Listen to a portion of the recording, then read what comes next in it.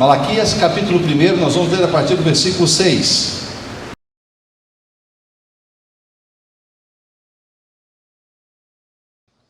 Diz assim a palavra do Senhor: o filho honra o pai, e o servo o seu senhor.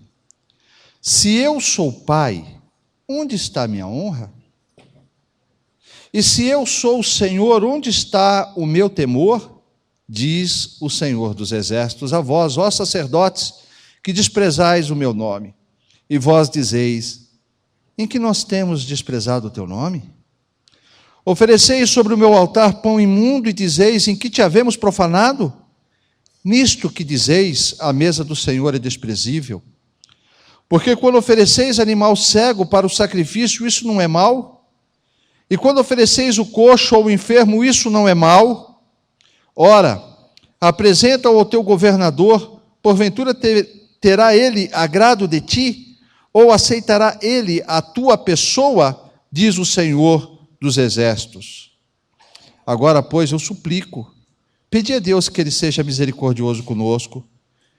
Isto veio das vossas mãos, aceitará ele a vossa pessoa? Diz o Senhor dos exércitos. Até aí. Vamos orar? Ó Pai, em nome do Senhor Jesus, nós te louvamos. O Senhor sabe quanta expectativa há, Senhor, em nossos corações, o desejo de ver o Senhor agindo sobre nós e de o teu Espírito, o Senhor, estar nos colocando cada vez mais próximo, mais perto de ti. E nós pedimos isso a Deus, que o Senhor venha e opere com tua graça e com teu carinho hoje, em nome do Senhor Jesus. Conceda-nos a graça de entendermos tua palavra e, mais do que isso, a graça de poder vivê-la para a tua glória. Em Cristo Jesus. Amém.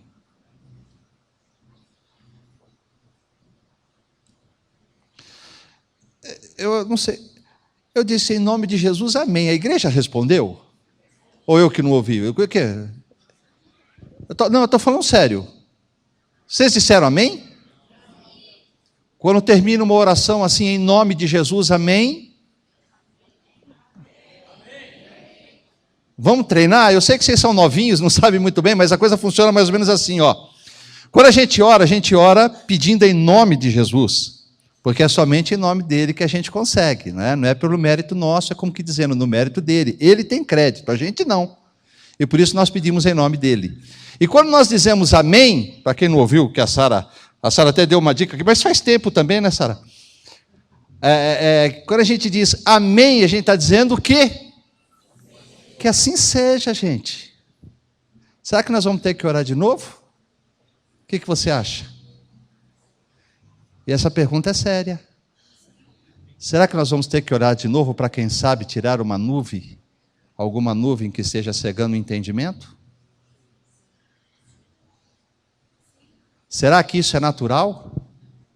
A gente fazer uma oração na presença de Deus em nome de Jesus e nem um amém sai dos nossos lábios? Você acha isso natural? Você acha isso normal? Você está entendendo o que eu estou falando? Será que não há no nosso meio algum bloqueio, ou bloqueio na minha ou na sua mente, quem sabe? De repente é na minha, de qualquer forma nós vamos orar. Porque para mim isso não é nada normal. A gente fazer uma oração e nenhum amém sai dos nossos lábios. Um dos canais mais importantes que nos coloca na presença de Deus é a oração. Uma das coisas mais importantes que Deus nos deixou, uma das armas mais poderosas que Ele colocou nas nossas mãos, e se ela não tivesse sentido o valor para a gente? Está fazendo sentido o que eu estou falando ou eu estou exagerando? Está difícil, né? Vamos orar de novo, eu queria pedir para que você ficasse em pé.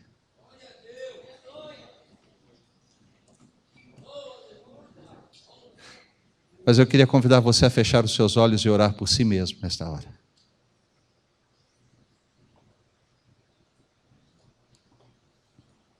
Ore por você.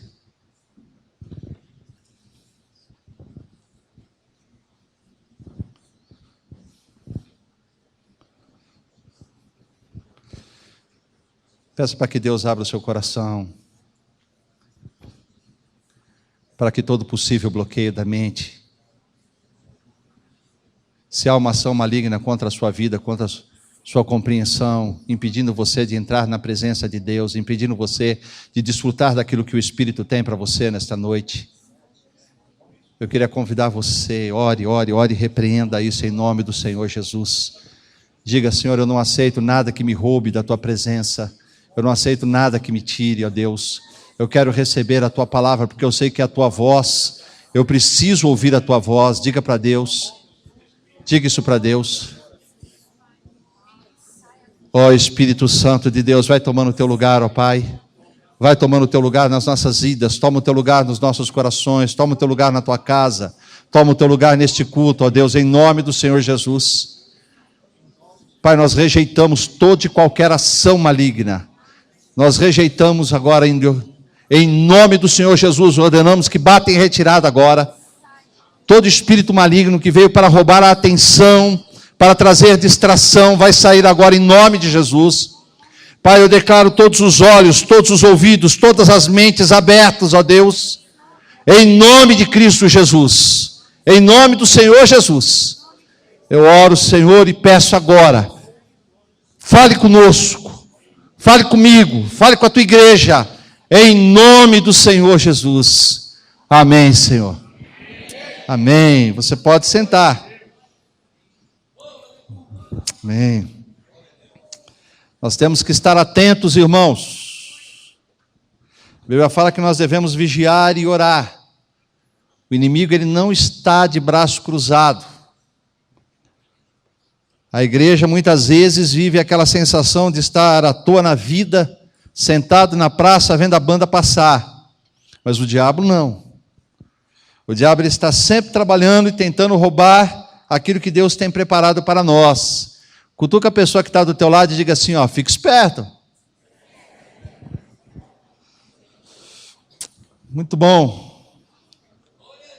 Eu gosto muito do livro de Malaquias, do profeta Malaquias. Eu gosto, não é do que eu gosto pelo que está escrito. Na verdade, eu gostaria que ele não tivesse sido escrito. Mas pensar na importância dele, pensar que 400 anos depois não haveria outro profeta se levantando, falando, ou sendo a boca de Deus falando com o seu povo. Ele traz como sendo aquelas últimas palavras aonde parece que ele expõe o coração de Deus de uma forma extremamente humana, para que você e eu pudéssemos entender, para que você e eu pudéssemos sentir, e para que nós fôssemos constrangidos pela palavra de Deus. Esse texto, ele vem com aquele peso de que, será que você não vai ficar com vergonha depois de ler? Sabe, é impressionante quando Deus ele se expõe neste livro de uma forma tão simples. O Todo-Poderoso, como Ele mesmo se apresenta, Ele fala com uma simplicidade tremenda e reclama algumas coisas que somente uma pessoa muito simples reclamaria. E neste caso, nestes versículos que nós estamos lendo, que nós acabamos de ler, ele reclama a honra, ele reclama o respeito, ele reclama o temor. Sabe que é interessante essa questão do reclamar o respeito? Quando chega ao ponto de uma autoridade reclamar, ou exigir, ou cobrar o respeito de alguém, é porque essa posição foi esquecida. O subalterno, aquele que está ali, vamos dizer, por baixo na história, nesta hierarquia, ele esqueceu os limites, se esqueceu dos papéis, da importância da outra pessoa, e aí cabe ao outro lembrar. Você já viu, quando um pai, às vezes, o filho começa a abusar da liberdade, e o pai vira para o filho e fala, ei, ó, respeita, rapaz, esqueceu com quem você está falando? Já ouviu isso, Felipe? Já ouviu? Quem não ouviu isso, né? Ô, ó, respeita, rapaz, esqueceu com quem você está falando? Sabe, vira e mexe, a gente se esquece. E a impressão que dá é que Deus estava dizendo para o povo assim, ei, vocês se esqueceram quem eu sou? Irmãos, que capacidade nós temos para nos esquecermos de quem Deus é? Você sabe que esse momento de celebração da ceia existe exatamente por isso. Ele diz assim, ó, fazei isto em memória de mim. Sabe o que ele está dizendo? Faça isso para vocês não se esquecerem. Esses elementos que nós trazemos à mesa aqui, este pão, esse cálice, que falam do amor de Cristo, que falam do sangue que foi derramado, que falam do pão que foi, do corpo que foi entregue, isso é para que não nos esquecêssemos disso, sabe? Porque a gente se envolve com as coisas, e você sabe muito bem do que eu estou falando. Final de ano, às vezes, ele traz isso com a gente. Final de ano a gente se envolve com compras, a gente se envolve com festa, a gente se envolve com passeio, se envolve com férias, se envolve com uma série de coisas, e quando você vai ver, eu sou crente, tinha até esquecido que era crente, tinha esquecido do compromisso com Deus. Isso é do ser humano, isso é meu, é seu. E parece que Deus então ele pega, ele traz a lembrança do povo, a maneira como o povo estava tratando o próprio Deus, e de uma forma tão má, tão irreverente, revelando tanta falta de temor. Ele diz assim, olha, o filho honra o pai, é natural que o filho honre o pai, é natural que o filho abençoe seus pais. E ele falava com pessoas que sabiam muito bem o que ele estava dizendo, falou assim, vocês têm o costume, os filhos têm o costume de honrar os pais, vocês têm o costume de honrar os seus pais, e vocês como pais gostam de ser honrados. Mas se eu sou pai, onde é que está a minha honra? Ele diz assim que o servo ele honra o seu senhor, o escravo, ele honra o seu senhor. Ele honra fazendo as coisas direito, ele honra procurando fazer o melhor, ele honra procurando agradar o seu Senhor. E aí Deus diz, mas se eu sou o Senhor, onde é que está a minha honra? E vocês ainda perguntam, puxa, o que é que nós temos feito de errado? Será que vocês não são capazes de enxergar o que vocês têm feito, ou a maneira como vocês têm me tratado? E ele faz algumas colocações, ele mostra de uma forma bem clara, onde é que eles estavam errando. Ele diz assim, no versículo 7, ofereceis sobre o meu altar pão imundo, e ainda dizeis, em que havemos profanado? Sabe? Eu queria parar um pouquinho com vocês sobre essa questão do oferecer o pão imundo. É interessante que Deus, ele havia dado minuciosamente, detalhadamente, toda a orientação para como o culto deveria acontecer, ou como o povo deveria se relacionar com ele. E dentre essas orientações, ele dava assim, por exemplo, detalhes com relação à mesa, aonde seriam colocados os pães da proposição, aonde as ofertas seriam colocadas. E ele dá detalhes com relação à medida, ele dá detalhes com relação à madeira utilizada, ele dá detalhes com relação à forma da mesa, altura, comprimento, largura. É impressionante, ele manda que essa mesa fosse coberta de ouro. Isso tudo para mostrar ao povo quanto aquilo era importante para ele e para que o povo também desse importância àquilo. E aí ele orienta que sobre aquela mesa deveriam ser colocados os pães da proposição, ou os pães da presença. Eram 12 pães especialmente feitos para este fim, para serem os pães da proposição. Um pão para cada tribo, representando cada tribo. Este pão deveria ser sem fermento. Desde a saída do Egito, Deus havia condenado o fermento no pão. Deus estava dizendo, não coloque o fermento no pão, porque o fermento era símbolo para que o povo entendesse o símbolo do pecado, da maldade na vida do indivíduo ou na vida da nação. Então ele estava dizendo que o pão deveria ser comido sem fermento, não levedado, como que dizendo, coma puro, coma puro.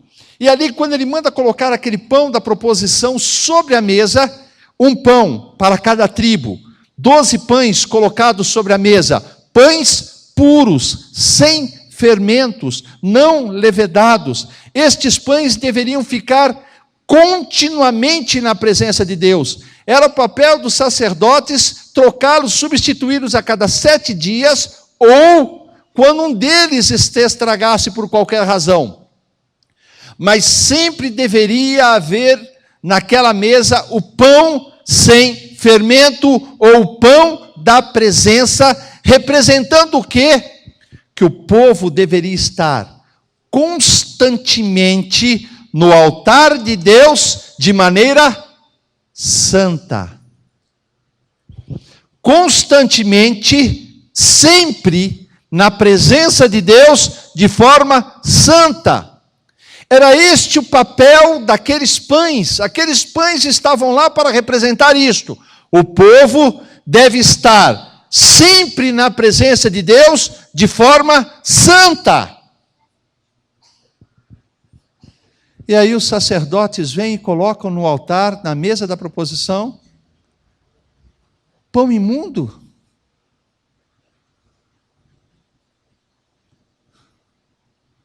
Melhor fosse não colocar pão. Se eu não soubesse para que era, tudo bem, mas eu sei para que serve. Espera, eu pedi para que vocês colocassem o pão, e este pão tinha o propósito de lembrar vocês que vocês deveriam estar na minha presença sempre, continuamente, todo o tempo, sem cessar, sem parar, de manhã, de tarde, de noite, domingo, segunda, terça, sempre. Sempre na minha presença de uma forma santa, na igreja, no trabalho, na escola, sempre na minha presença de uma forma santa. E aí você pega esses pães e coloca sobre a mesa, mas pães estragados, pães imundos. Sabe o que você está dizendo? Essa mesa que eu mandei construir, ela é desprezível. A minha mesa é desprezível. Eu não mereço o teu respeito. Uau! Isso é muito forte. Sabe, irmãos, parece que alguém chamado diabo, parece que ensinou alguns crentes, e isso eles aprenderam bem, que você pode ter 2 vidas. A vida da igreja e a vida fora da igreja. A vida quando está com os irmãos e a vida quando você está fora dos irmãos, longe dos irmãos. É interessante, quando você está, algumas pessoas quando estão com os irmãos, quando estão na igreja, paz do Senhor, varão, ou varoa no caso, né? Fazer que nem foi o Maluf, né? Uma marcha para Jesus, aproveitaram para fazer campanha eleitoral, ele chega no palco, onde estavam vários pastores, pastoras ali, líderes, ele chega, a paz do Senhor, a paz do Senhor, a paz da Senhora, e assim, coloca o homem no altar, é isso que dá, né? Sabe, algumas pessoas parecem que têm isso, é aquele comportamento, é o linguajar da igreja. Quando está na igreja, é aquele linguajar todo espiritual. E aí, varão? E aí, varoa? Como é que está na bênção? E aí, no azeite, irmãozão? Sabe? Quando está na igreja. Fora da igreja, no trabalho, são aquelas piadas nojentas. Isso quando não solta é palavrão mesmo. Na igreja é a paz do Senhor. Lá fora é Deus me livre, né? Só de pensar é pecado. Sabe? Como que assim, sabe, dá a impressão de que na igreja eu estou na presença de Deus, então eu tenho que ser crente, eu tenho que ter uma postura. Lá fora, não, lá fora eu sou outra pessoa. O pão estava lá para dizer que era continuamente na presença de Deus, era esse o papel do pão, e foi exatamente isso que os sacerdotes, sabendo, negaram, oferecendo pão imundo naquele altar. Sabe? Para que serve a aliança do casamento? Para que serve? Pergunta, para que serve?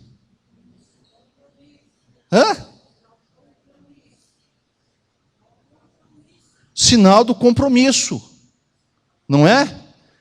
Para nos lembrar do compromisso que temos, para nos lembrar daquela aliança que fizemos, para nos lembrar das promessas que foram feitas. Agora, olha que desonroso. Esse anel está no meu dedo exatamente para me lembrar do compromisso que eu tenho com Lúcia, ou do que o marido tem com a minha esposa. Aí o cara decide trair a mulher. Aí o que ele faz? Será que sai? Pronto. É como se eu não tenho mais compromisso. É tão desonroso quanto aquele que olha para a aliança, ele é capaz de tirar a aliança que está ali para lembrá-lo do compromisso que tem com a esposa. Ele tira essa aliança para poder traí-la. Era isso que Deus estava dizendo. Que aquele pão imundo estava, na verdade, representando um povo que não queria viver na presença dele. Estava falando dos sacerdotes que não se importavam em estar ou não na presença de Deus, que se prenderam a uma vida religiosa sem sentido, sem valor, de fazer por valor, fazer por fazer, sem se importar com o que aquilo produzia na própria vida em termos de relacionamento com Deus. Deixa eu dizer uma coisa para você, meu irmão. O que adianta você estar na igreja todos os domingos, mas longe de Deus? O que adianta cumprir uma tabela religiosa se você não encontra a presença de Deus na tua própria vida? Quando o indivíduo ele se contenta, ele se satisfaz com a mediocridade do domingo, do se encontrar com os irmãos, de viver a companhia, de estar na presença, de dar e ganhar alguns abraços, quando não percebe a presença de Deus na própria vida, quando não ouve mais a voz de Deus, quando não se sente tocado, muito menos constrangido pela palavra de Deus. Meu irmão, não é estar aqui, mas é o estar diante do Senhor. O que é que nós viemos fazer? O que nós devemos fazer? É buscar a presença de Deus todo instante na nossa vida. Afastar de nós aquilo que impede, detectar em nós aquilo que nos afasta, aquilo que nos rouba da presença dEle e dizer: não, eu não quero, chega, eu quero Deus na minha vida. Eu quero Deus na minha vida. E os sacerdotes, eles que tinham a responsabilidade de manter o pão puro no altar, era papel deles. Eles foram colocados lá para isso. E, no entanto, o pão estava imundo, estava embolorado, estava estragado. Mas não faz mal, tem pão na mesa.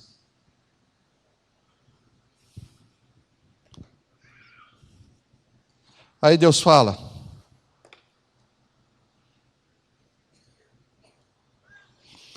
porque quando ofereceis um animal cego para sacrifício, isso não é mal? E quando ofereceis o coxo ou o enfermo, isso não é mal? Apresenta ao teu governador. Porventura terá ele agrado de ti, ou aceitará ele a tua pessoa? Diz o Senhor dos Exércitos. Aí Deus está dizendo assim: olha, puxa vida, eu não disse para vocês que eu queria que a oferta fosse do animal sem defeito, sem mácula, sem mancha? Não foi isso que eu pedi para vocês? Será que eu pedi muito? E será que os sacerdotes não sabiam a importância de entregar o animal desta forma, sem defeito? Pelo que aquele animal representaria. Porque aquele cordeiro que estava sendo oferecido não era um simples cordeiro que estava ali para tirar o pecado daquele povo imediato, mas para falar do Cordeiro de Deus, Cristo Jesus, que como cordeiro seria levado ao matador, entregaria a sua vida naquela cruz, e ele seria sem defeito. O perfeito seria colocado por nós naquela cruz, no nosso lugar.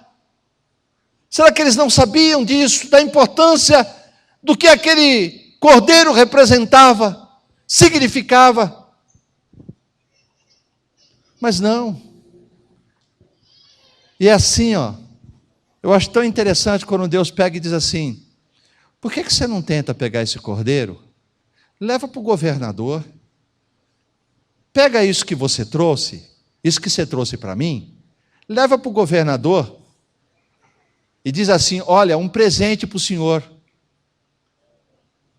Por que você não faz isso? Porque você tem certeza, né, que a hora que ele abrir o presente, ele vai te pôr para fora. E vai achar que você está zombando dele. Mas do governador você não zomba. Mas você zomba de mim. Porque eu não significo nada para você. Sabe, irmãos? Quem não entende a importância da oferta, quem não entende a importância da oferta, nunca compreenderá o verdadeiro valor do sacrifício. Nunca.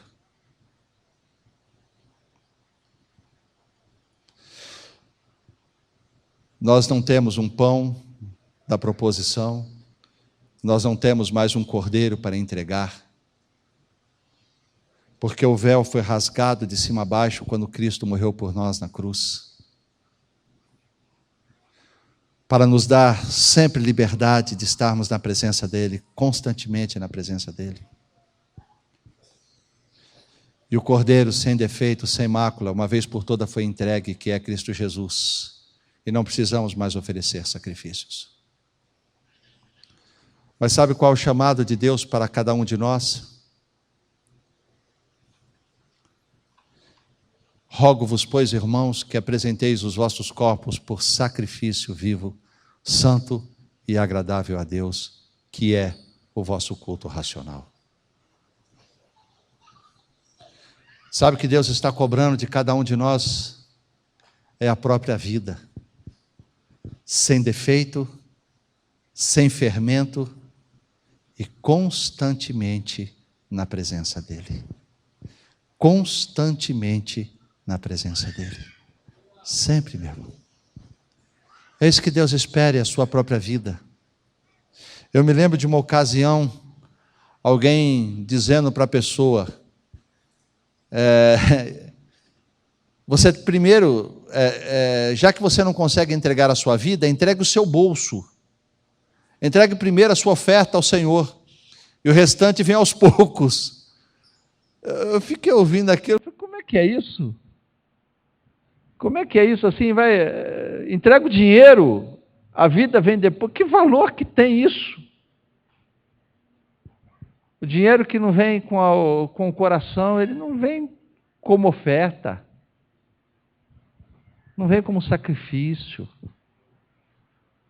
Só quando a gente se entrega totalmente a Jesus, quando a gente entende a importância do que foi Cristo para nós e do que de fato Ele é que vai fazer sentido a gente estar na presença dEle. Quem não sabe o valor da oferta, a importância da oferta, não vai entender ou compreender o verdadeiro valor do sacrifício. Sabe, nós estamos diante da ceia do Senhor e nós vamos celebrar aqui a ceia do Senhor.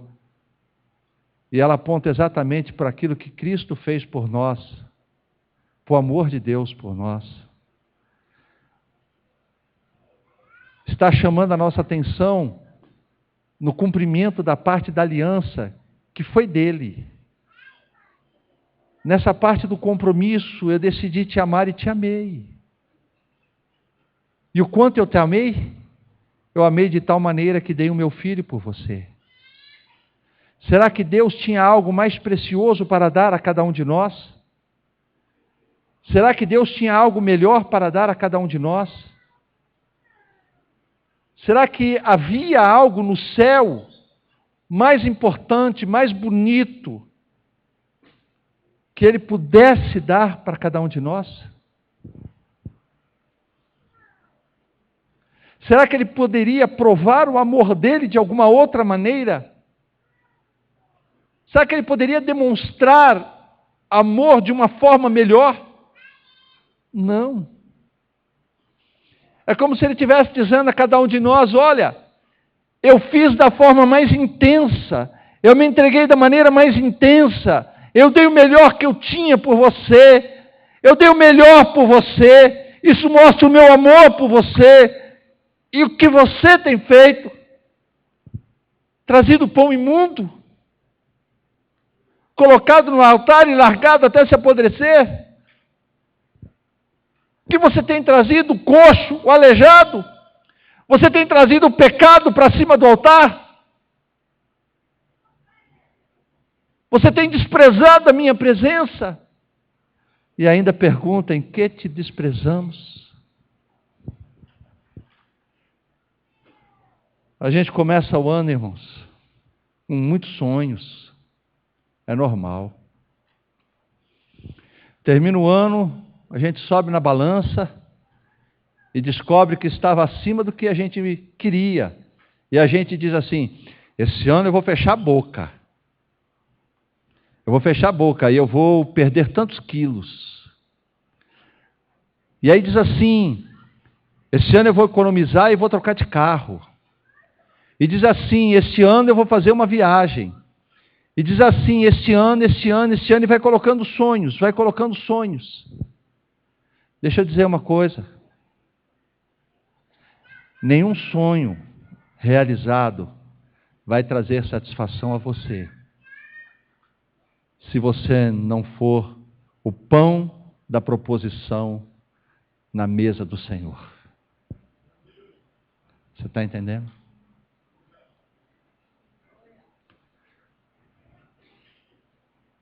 Eu não sei quais foram os teus projetos para o ano de 2016. Eu não sei se você chegou a desenhar ou colocar alguma coisa no papel para o ano de 2016. Mas preste atenção. Longe da presença de Deus, ou se Deus não for o maior sonho da tua vida, ou se estar na presença dEle não for o maior sonho da tua vida, isso que você colocou no papel não foi sonho, foi uma ilusão. Você disse: esse ano eu caso, mas sem a presença de Deus ou sem a bênção de Deus, que casamento vai ser? Esse ano eu troco de carro. Você vai trocar e vai descobrir que aquele carro não te trouxe alegria. Esse ano eu troco de emprego. Você vai trocar de emprego e vai descobrir que ele não te trouxe alegria. Esse ano eu arrumo um namorado. Você vai arrumar e vai descobrir que ele não te trouxe alegria. Então preste atenção. Se você não fizer de Deus o grande sonho da tua vida, se no teu coração não houver o sonho de ser este pão da proposição, este pão santo no altar de Deus,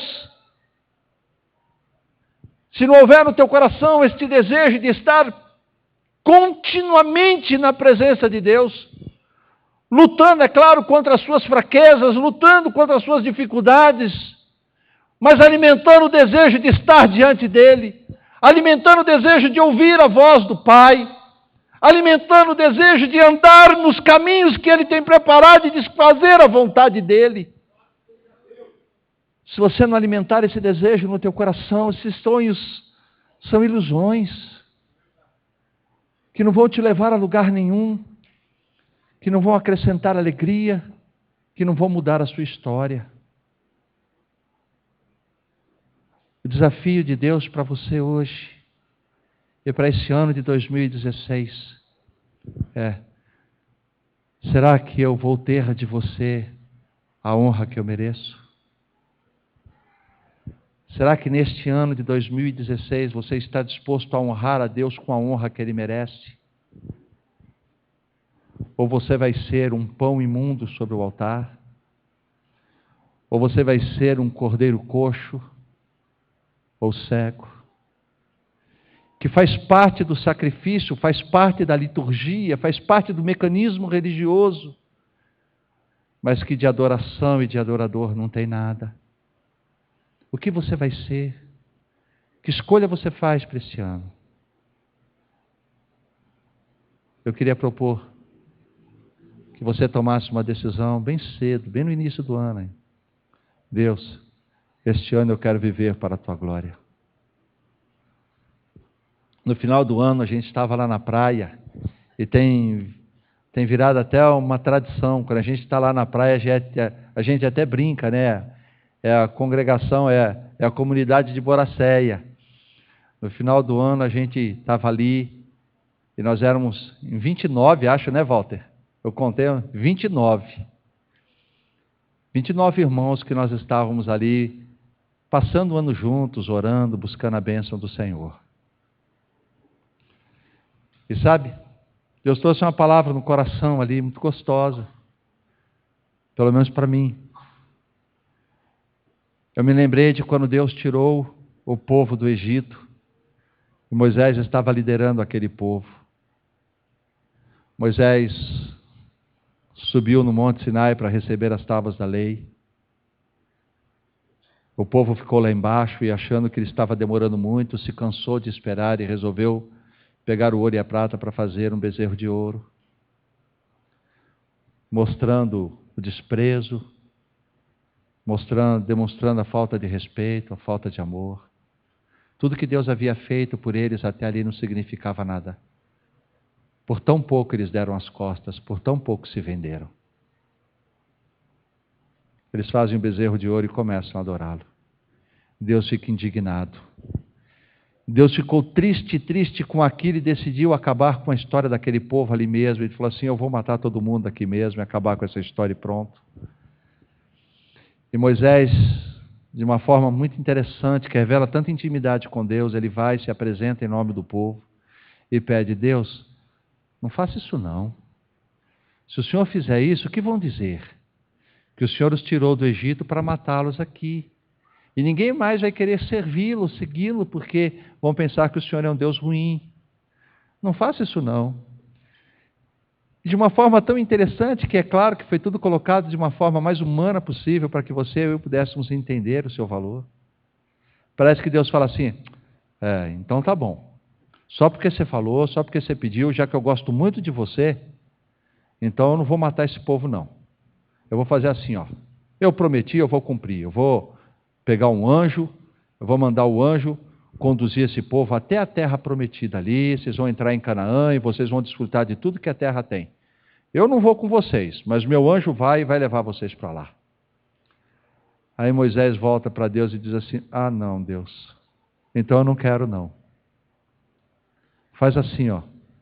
Se o Senhor não vai com a gente, então pode matar agora. Pode matar. Ele estava dizendo para Deus: Deus, assim, ó, o Senhor sabe que eu não ligo para Canaã. O Senhor não sabe que eu não ligo para a terra prometida. O Senhor sabe que eu não ligo para leite, mel. Eu não ligo para nada disso. O que me importa mesmo é a tua presença. Eu quero estar com o Senhor. Irmão, onde você estiver, na presença de Deus, na vontade de Deus, você estará no melhor lugar. Seja num deserto, ou seja na terra prometida.